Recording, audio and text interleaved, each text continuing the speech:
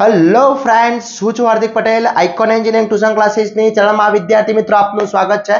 Diploma semester 2 ની અંદર અભ્યાસ કરતા મારા સિવિલના વિદ્યાર્થી મિત્રો, સિરામિકના વિદ્યાર્થી મિત્રો, એન્વાયરમેન્ટના વિદ્યાર્થી મિત્રો, જેની અંદર એપ્લાઇડ કેમિસ્ટ્રી સબ્જેક્ટ આવે છે, જેનો સબ્જેક્ટ કોડ છે 43409. એને આજે આપણે most and very most important ક્વેશ્ચનને વાત કરવાના છે.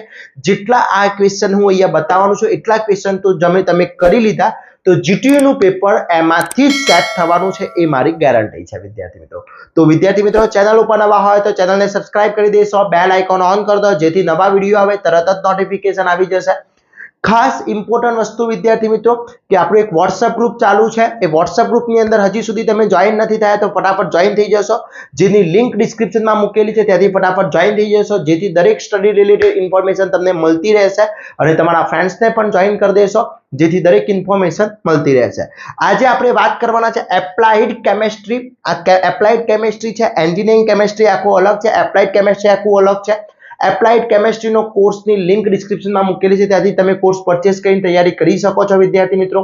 એના મોસ્ટ આઈએમપી ક્વેશ્ચનના સોલ્યુશન, જીટીયુઝ પેપર્સ, દરેક વસ્તુ એની અંદર અવેલેબલ છે. તો ફટાફટ હજી સુધી તમે કોર્સ પરચેસ ના કર્યો તો ફટાફટ કોર્સ પરચેસ કરી લેશો, જેની લિંક ડિસ્ક્રિપ્શનમાં મૂકેલી છે.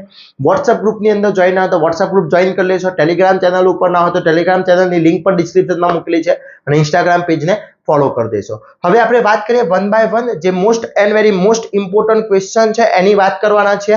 તો આપણા chapter wise most IMP question જે second semester civil, ceramic, environment, mining engineering ની અંદર આવે છે, જેનો સબ્જેક્ટ કોડ છે 43409 છે. ઓકે, આ જે જીટીયુ ના ન્યૂ સિલેબસ પ્રમાણેની ડિઝાઇન કરેલી છે. ઓકે, તો ફર્સ્ટ ચેપ્ટર જે 8 માર્ક્સ નું છે એની અંદર કેટલા ક્વેશ્ચન મોસ્ટ આઈએમપી છે? તો પરમાણુ ક્રમાંક 1 થી 10 ધરાવતા તેના તત્વોની ઇલેક્ટ્રિક રચના યાદ હોવી જોઈએ.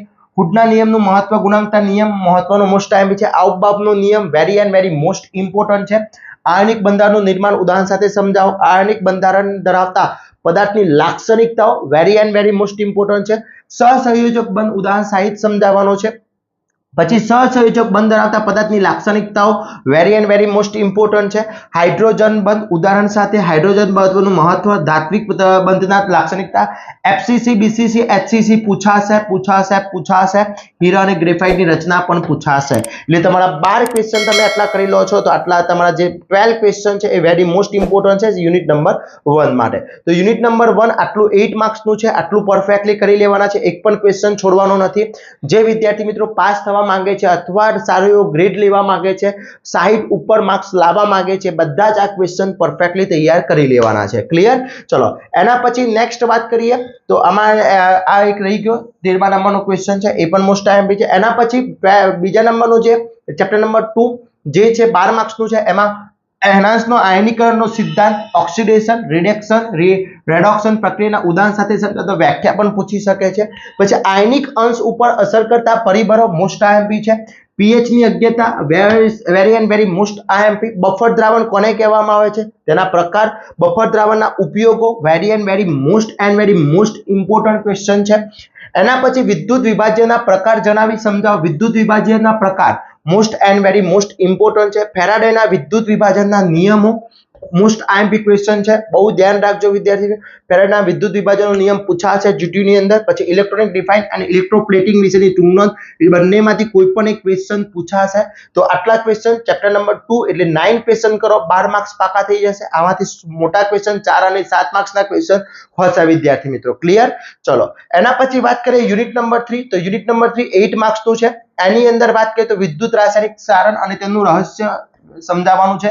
ગેલ્વેનિક સારણ શું છે એ સમજાવવાનું છે. પેટિંગ સારણ એ પાણીની સપાટી નીચે થતું સારણ અથવા તળનું સારણ, આ ત્રણમાંથી કોઈ એક સારણ પૂછાશે, ખાસ ધ્યાન રાખજો.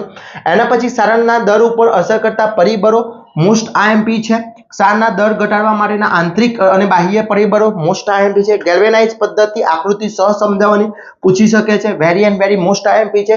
ટીડિંગ પદ્ધતિની આકૃતિ સહ વિસ્તાર મોસ્ટ આઈએમપી છે. અને metal spraying and metal cladding and steroid most and very most IMP question. તો આટલા 8 ક્વેશ્ચન તૈયાર કરો છો, 8 ક્વેશ્ચન કરશો એટલે તમારા 8 માર્ક્સ ફાઇનલ થઈ જશે વિદ્યાર્થી મિત્રો. તો આ દરેક ક્વેશ્ચનના solution with answer English and Gujarati બંને મીડિયમ આપણા કોર્સની અંદર અવેલેબલ છે, જેની લિંક ડિસ્ક્રિપ્શનમાં મૂકેલી છે, ત્યાંથી તમે કોર્સ પરચેસ કરી અને તૈયારી કરી શકો છો. ઓકે, એના પછી વાત કરીએ વિદ્યાર્થી મિત્રો તો 12 માર્ક્સની અંદર વોટર જે ક્વેશ્ચન છે ચેપ્ટર નંબર 4, એની પાણીની કઠિનતા ઉત્પન્ન કરવાના ક્ષારના નામ, રાસાયણિક સૂત્ર અને અણુભાર પણ પૂછી શકે છે. પાણીની કઠિનતા દર્શાવતા પદ્ધતિઓ મોસ્ટ આઈએમપી છે. પછી બોઇલર, કઠિન પાણીના ઉપયોગના કારણે ઉદ્ભવતી સમસ્યા. બોઇલરમાં જે કઠિન પાણી યુઝ કરવામાં, હાર્ડ વોટર યુઝ કરવામાં આવે છે તો એનાથી થતી ઉદ્ભવતી વિગતો કઈ છે. બોઇલરમાં ઉદ્ભવતી નીચે મુજબની સમસ્યાઓ સામે બોઇલરનું રક્ષણ કરવા માટેના ઉપાયો કઈ છે એ સમજાવવાનું છે. સોડા લાઇમ પદ્ધતિ સવિસ્તાર સમજાવવાનું છે. આયન વિનિમય પદ્ધતિ મોસ્ટ આઈએમપી છે અને રિવર્સ ઓસ્મોસિસ પદ્ધતિ આકૃતિ સહ સમજાવવાની છે. ઓકે, તો આટલા. એના પછી 8 નંબર પીવાના પાણીની શુદ્ધિકરણની રીતના નામ જણાય, કોઈ એક વિગત સમજાવવાની છે, કોઈ પણ એક શુદ્ધિકરણનો પ્લાન સમજાવવાનો છે. ક્લોરિનેશન વિશે ટૂંક નોંધ અને બ્રેક પોઈન્ટ ક્લોરિનેશન વિશેની ટૂંક નોંધ. તો આટલા ક્વેશ્ચન તમારા ચેપ્ટર નંબર 4 એ વેરી મોસ્ટ ઇમ્પોર્ટન્ટ છે. આ બધા જ ક્વેશ્ચન વિદ્યાર્થી મિત્રો પરફેક્ટલી થઈ જવા જોઈએ. બહુ ઇમ્પોર્ટન્ટ ક્વેશ્ચનો છે, બધા જ ક્વેશ્ચનો ખાસ ધ્યાન રાખજો. Okay, clear. બીજી વસ્તુ કે તમે સિવિલ બ્રાન્ચમાં હોય કે કોઈ પણ બ્રાન્ચની અંદર હોય, એના બધા જ સબ્જેક્ટના કોર્સ આપણે ઓલરેડી લોન્ચ કરેલા છે, જેની લિંક ડિસ્ક્રિપ્શનમાં છે, ત્યાંથી કોર્સ પરચેસ કરશો તો એમાં પીડીએફ છે, એના most IMP question with answer, અમુક કોર્સની અંદર વિડીયોઝ પણ અવેલેબલ છે. તો વિદ્યાર્થી મિત્રો તમે જોઈ શકો છો. એના પછી યુનિટ નંબર 5 તો સિમેન્ટ, ગ્લાસ એન્ડ રિફેક્શનની વાત કરીએ તો સિમેન્ટના ઉત્પાદન માટેની જરૂરી કાચા પદાર્થના કાર્ય સમજાવવાના છે. સિમેન્ટ ઉત્પાદન માટેની સૂકી પદ્ધતિ ફ્લો ચાર્ટ 100% પેપરમાં હશે. સિમેન્ટ ઉત્પાદન માટેની આ બંનેમાંથી એક ક્વેશ્ચન 100% હશે, કરી નાખજો વિદ્યાર્થી મિત્રો. પછી સિમેન્ટનું જમવાનું અને સખતકરણ કરવાનું વિશેની નોટ. પછી કાચા ગુણધર્મો જણાવો. કાચના ગુણધર્મો મોસ્ટ આઈએમપી છે. કાચના ઉત્પાદન માટે કાચ ઘટકો તેના કાર્ય સહિત કાચના ઉત્પાદન માટેની પદ્ધતિ મોસ્ટ આઈએમપી છે.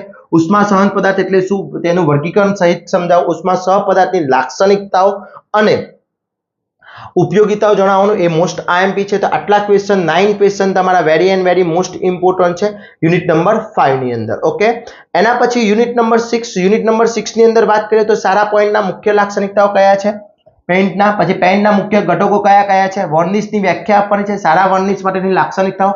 પછી પેઇન્ટ અને વર્નિશ વચ્ચેનો તફાવત. તેલીય રંગ અને વર્નિશ વચ્ચેનો તફાવત પૂછાતો હોય છે. તેલીય રંગમાં ઉદ્ભવતી ખામીઓ તેનું નિવારણ જણાવો એ મોસ્ટ આઈએમપી છે. અવાહક પદાર્થ એટલે શું, તેના પ્રકાર લખો અને ગુણધર્મો જણાવો. ઓકે, મોસ્ટ આઈએમપી છે. Insulating metals. પછી ઉષ્મીય અને ઓક્સિડેશન અવાહક પદાર્થની ઉપયોગિતા અને વોટરપ્રૂફ અને ફાયરપ્રૂફ અવાહક પદાર્થની ઉપયોગિતાઓ. તો આટલા ક્વેશ્ચન વેરી મોસ્ટ ઇમ્પોર્ટન્ટ છે.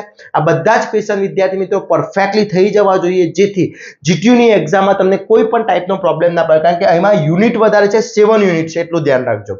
ઓકે, એના પછી અહીંયા અણુબંધાના આધારે પોલિમરનું વર્ગીકરણ મોસ્ટ આઈએમપી છે. મોનોમરને આધારે પોલિમરનું વર્ગીકરણ વેરી મોસ્ટ આઈએમપી છે. થર્મોપ્લાસ્ટિક થર્મોસેટિંગ પ્રોસેસની વચ્ચેનો તફાવત મોસ્ટ આઈએમપી છે. યોગ્યશીલ પોલિમરાઇઝેશન ઉદાહરણ સાથે સમજાવવાનું છે અને નીચે આપેલી પોલિમરની બનાવટની યાદીઓ બતાવવાની છે મોસ્ટ આઈએમપી છે. ઓકે, એના પછી રબરની વ્યાખ્યા, રબરનું વોકેનાઇઝેશન મોસ્ટ આઈએમપી છે. કુદરતી રબર અને તેના ગુણધર્મો. નીચે આપેલા રબરની બનાવટની યાદી અને પ્રક્રિયા સાથે બનાવવાની પૂછી શકે છે. ઉપયોગો પૂછી શકે છે. અને સંગ પદાર્થની વ્યાખ્યા આપી તેની ખાસિયત અને સસંગી પદાર્થના ગુણધર્મો પણ પૂછી શકે છે. ઓકે, તો આટલા ક્વેશ્ચન વિદ્યાર્થી મિત્રો મોસ્ટ આઈએમપી છે. તો એક પણ ક્વેશ્ચન તમારે લેફ્ટ કરવાનો નથી, બધા જ ક્વેશ્ચન તૈયાર કરી લેવાના છે.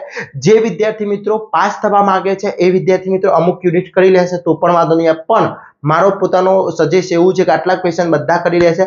જે લોકો સારા એવા માર્ક્સ મેળવવા માંગે છે એ વિદ્યાર્થી મિત્રો તો બધા જ ક્વેશ્ચન તમારે અહીંયા જેટલા પણ મેં ક્વેશ્ચન બતાવ્યા છે બધા જ ક્વેશ્ચન તમારે પરફેક્ટલી કરી લેવાના છે. એનું સોલ્યુશન આપણી કોર્સની અંદર અવેલેબલ છે, તો ત્યાંથી તમે કોર્સ પરચેસ કરી અને તૈયારી કરી શકો છો અને વિદ્યાર્થી મિત્રો જીટીયુની અંદર બેસ્ટમાંથી બેસ્ટ માર્ક્સ મેળવી શકો છો. તો આવા જ નવા વિડીયો સાથે નવા દિવસે મળીશું. ત્યાં સુધી વિદ્યાર્થી મિત્રો મને રજા આપશો. જય હિન્દ, જય ભારત.